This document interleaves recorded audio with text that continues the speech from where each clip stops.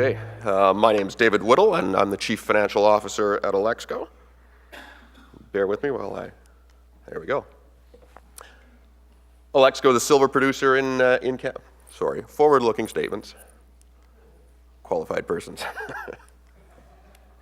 Alexco is a primary silver producer. We're Canada's only primary silver producer. We own 100% of the Keno Hill Silver District, formerly in the old, for those who recall back to the 80s, the United Keno Hill Mines property area. We're in the middle of the Yukon Territory. We acquired the property in 2006. First mine went into production January 1st of 2011. It's been in production for 1 year.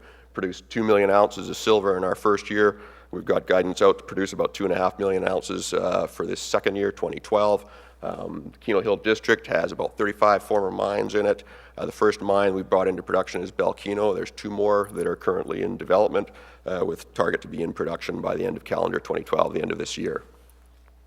Yukon has been a terrific place to do business for those who aren't familiar with it. Just to sell the Yukon for a second, it's a great jurisdiction, it's a safe jurisdiction, and a very good permitting and regulatory regime. We're rejuvenating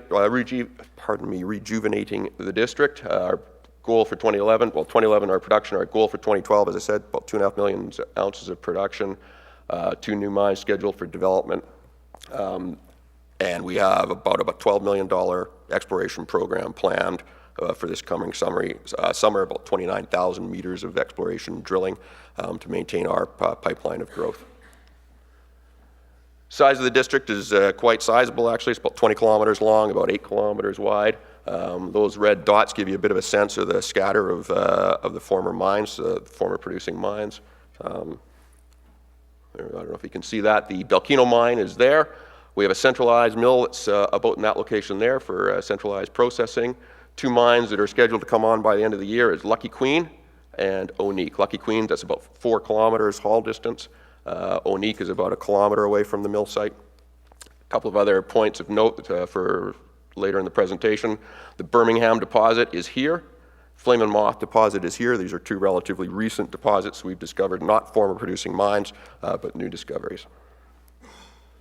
Resource growth in 2008, which is really when we had our first resources on the table. We've steadily increased the resources since then. 2009, we converted what was inferred resources into indicated, so you saw that drop for that conversion. And since then, we've steadily added resources as we brought additional deposits into 43-101 status. Grade of the magic of the Keno Hill District is its grade. Over its production life from about 1918 to 1988, produced over 200 million ounces of silver, average head grades of 40 ounces per ton, extremely high. Largest single mine was called the Hector Calumet, produced about 96 million ounces at 35 ounce per ton average head grade. Tells you that the rest of it all produced at 45 ounces per ton average head grade. Keno is running very consistent with the Keno Hill experience at about 30 ounces for that's pure silver. There's significant lead and zinc metal content on top of that. We've done underground drilling over this past year in conjunction at the same time as the production, of course. Our plan is over the course of this year to update that resource estimate and update the mine plan, further push out the mine logistics for economics for Keno itself. Cash costs about $8.71 per ounce. Key to the district is Keno is not the only mine in this district. There are, as I say, about 35 former mines. I've often said if all we ever do is bring Keno into production, we'll be a failure. If we bring 6 of the former mines into production, we won't have embarrassed ourselves, we'll do okay. But the real dream and the real magic is to bring brand new deposits into production, never before discovered. This is our production pipeline as it stands. You got Keno in production, Onique and Lucky Queen, 2 mines that are scheduled to be into production by the end of this calendar year, roughly. Flame and Moth and Birmingham are 2 brand new discoveries that I'll talk about in a moment. We've had recent drill result press releases out on those to indicate, and those are strong prospects for future years to come, and quite a wide range of additional. These are all former mines that all are in the slate for further follow-up from an exploration point of view. Flame and Moth itself, the magic of Flame and Moth, the importance of Flame and Moth. Part of the district assets when we acquired them, we got all the historical records going right back to 1920, listed in 2 giant vaults, scanned and digitized those in.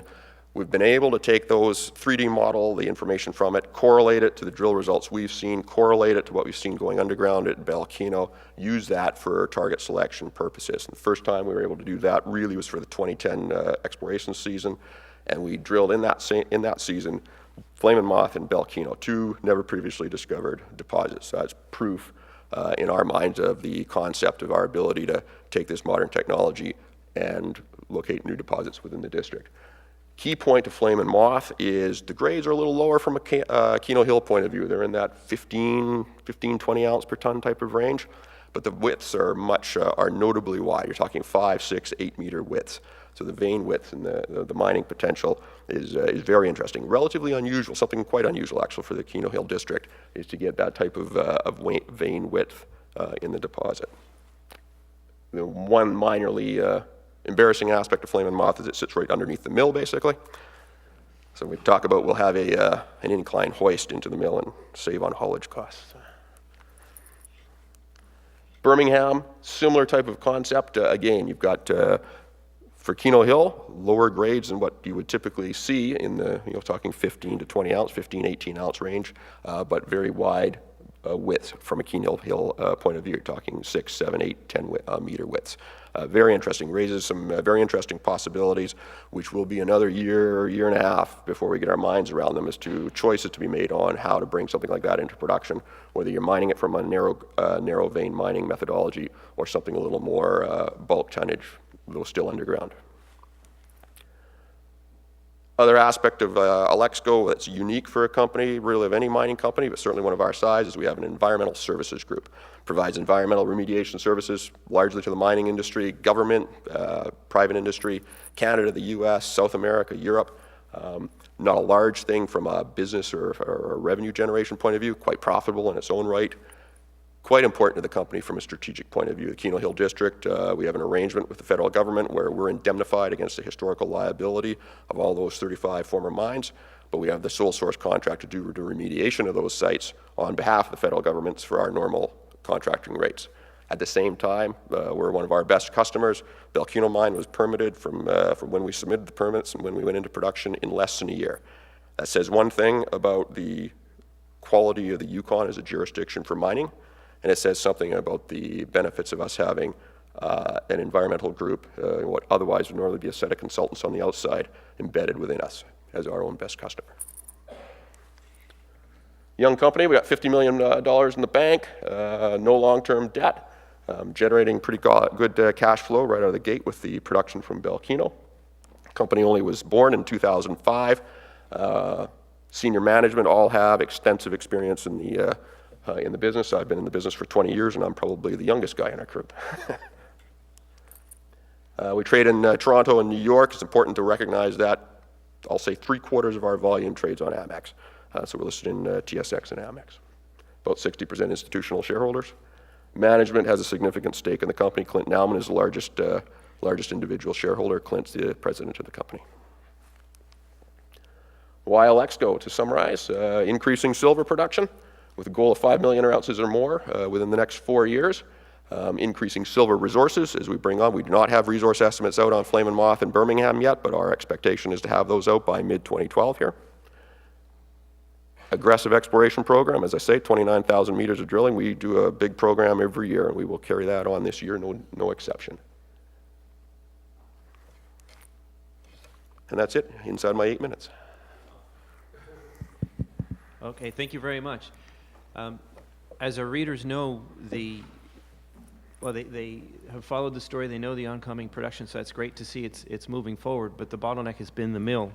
Can you talk to us a little bit about what's being done to address the bottleneck at the mill, particularly with the Onique deposit coming onto production, that being more zinc heavy, and the zinc recoveries at the mill being an issue in the past? Yeah, we have the mill startup went not too bad. If anything, we probably were a little over optimistic on how well it would go. We went from about I'll say 70% throughput capacity, figured we'd get to 100% really quickly out of the gate, and instead it took about 11 or 12 months. Around Christmas, end of the calendar year, we were there. Pretty normal from a mill ramp-up point of view. We have run into issues on the zinc concentrate circuit. Recoveries have been, our target recovery on zinc was around 75-80%.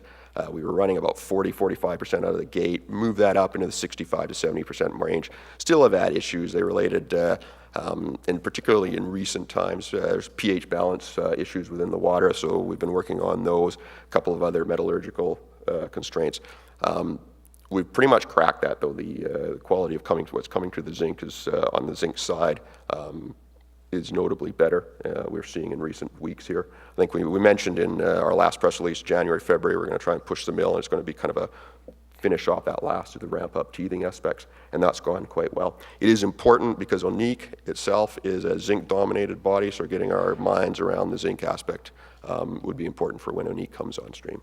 And is the mill going to be able to handle the feed from the 3 mines when they come online? Or Yeah, you expand it, or yeah, nameplate capacity. just go higher grade at that time, or what? Nameplate capacity of the mill is about 400 tons. It can go for, the bottlenecks expected to be there from a throughput point of view aren't really there. But generally speaking, we're probably talking about 250 or so out of Belkino, and maybe on a tons per day type average basis, maybe another 50 or so from Onique, another 75, from Lucky Queen, another 75 or so from Onique. So those 3 mines will absorb a reasonable chunk of that 400 ton a day capacity, which we'll build to. We're doing the metallurgical work on Lucky Queen and Onique now, and it will be very much a blending exercise, a balancing exercise. Onique is zinc dominated.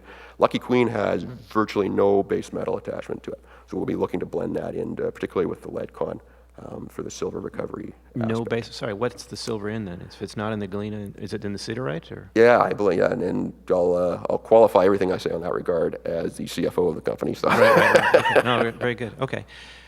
And is there any guidance on how many ounces per year will come out of that when you have the 3 online? Any arm waving you want to do there? Not as yet on Lucky Queen or Onique. We're still putting together our 43-101 economic analysis, so we can't really. Off the record, we won't tell anybody. Oh no, fair enough. I hear you. Okay. All right, Marion, did you want to? Yeah, I have a couple questions for you. Yeah. You talked about how great Yukon is to work, and that's quite apparent with the massive rush in the last 18 months. What cost increases, what percentage would you say you've suffered in the last 18 months due to the lack of people, infrastructure, drill rigs, helicopters, all in?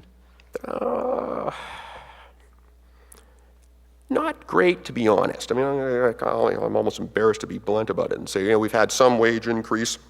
We haven't seen it come through on a cost level yet. There's been some percentage increase. Where you tend to see it maybe more is there's a little bit of labor turnover. We probably have a turnover rate of about 15%, for example, which is not high in the industry. It's not as low as we'd like it to be. But getting that stability that would be one symptom, I guess. So securing drill rigs isn't an issue for you? Sorry? Securing drill rigs? No, it hasn't been. It kind of depends on whether you're prepared to pay. What we've gone. We use quite a well-reputed drill contractor in last year, and we will again this year. Bort Longyear, to be frank. And to be honest, they're expensive on paper from a meterage point of view. They're not cheap, but from a delivery point of view, man, they deliver. They are reliable, and at the end of the day, for what you recover in your drill core divided by what you pay, good deal. So when Clinton was first up there about 5-6 years ago, I went up with him, and there were some water issues, and in the past, some of the underground workings. What are you guys doing to move forward to prevent that? And, are there any potential issues? This is from a treatment point of view? That's right. Yeah, there are issues. The former mines, 4 current 4 treatment sites right now on past mines that are being treated under the remediation work being done for the federal government. It's always a risk that at some point another of the former mines will blow out and start discharging water, for example. That's right. That would become an issue that we would have to deal with. We're in what's called right now the closure planning phase for the district for the feds, which is creating the general plan for long-term remediation of the water discharge. So presently we're treating on lime and settlement ponds. Pretty basic, but we've got more measured solutions that will be brought to bear. So essentially we deal with it situation by situation, but it's very much wrapped up in the remediation. Will you have to have new tailored linings? Unclear at this point just what will be. That's probably over the next 2 years. What will come out of that will be agreed with the feds. Any new bonds coming or anything like that? No, we don't have to bond for ourselves unless we draw production units on our deal with the feds. Anything we bring into production, we draw a circle around it, call it production unit. The liabilities are commingled at that point, historical versus production, and so we assume that as part of the investment decision. So we've got bonds posted at Belkino, about $3.5 million. Lucky Queen and Onique, when we draw a circle around those, we'll have to post bonds on those as well. Okay, thank you very much. Thank you. Appreciate it. All right.